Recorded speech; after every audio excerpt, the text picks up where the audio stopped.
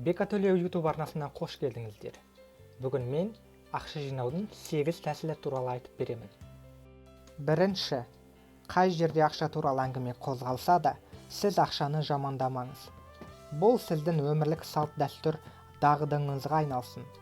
Ақшам жоқ, ақша жетпейді деп ешқашан айтпаңыз. Олай десеңіз, сізден ақша қашады. Керісінше сіз, мен ақша жақсы көреді, күннен күнге табысым мен қаражатым артып келеді деген сөзді жиі айтыңыз. Екінші, ақша жинаңыз. Тек ақшаны тойға, жақсылыққа, оқуға, жаңа дүние сатып алуға, саяхатқа шығуға, жақсы демалуға жинайтын болыңыз. Ақшаны қара күнге деп жинамаңыз.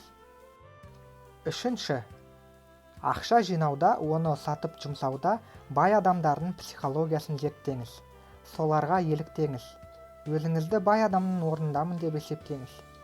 Қоғамдық көлікпен жүрсеңіз, мен мұны қарапайым адамдардың тыныс тіршілігін білу үшін уақытша мініп жүрмін деген ойда болыңыз.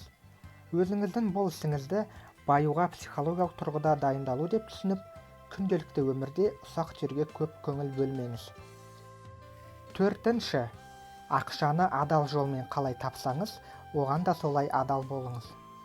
Біреуге артық ақша бермеуді, біреуден артық ақша алмауды қадағалаңыз. Сатушы жаңылысып сізге артық ақша қайтарса, немесе бір затыңызды сатып алушы құнынан артық ақша ұсынса, оны қайтарып беріңіз. Қиянат жасағанды ақша ұнатпайды. Бесінші, ешқашан тың ойлардан, жаңа қадамдардан, жаңалықтардан, жақсы істерден бас тартпаңыз. Олар сізді жаңа табыстарға жетелейді.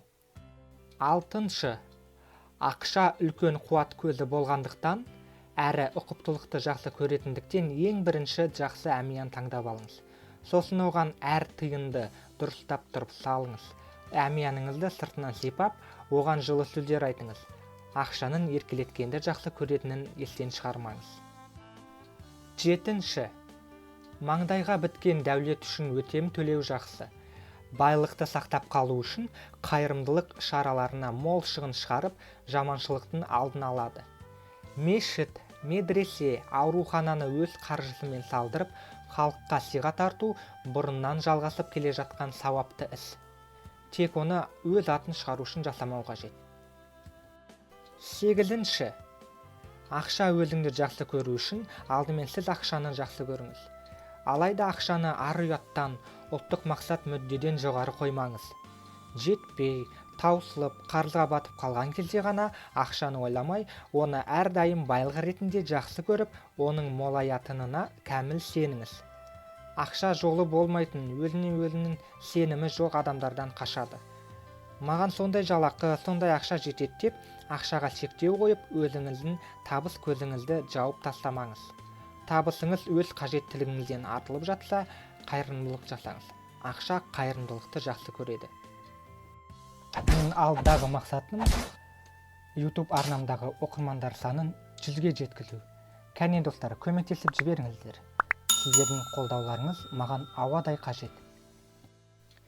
Құрметті достар, егер бұл видео пайдалы болса, лайк басыңыз.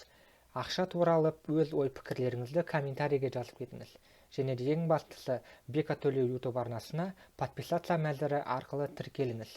Келесі кездескенше сау болыңыз.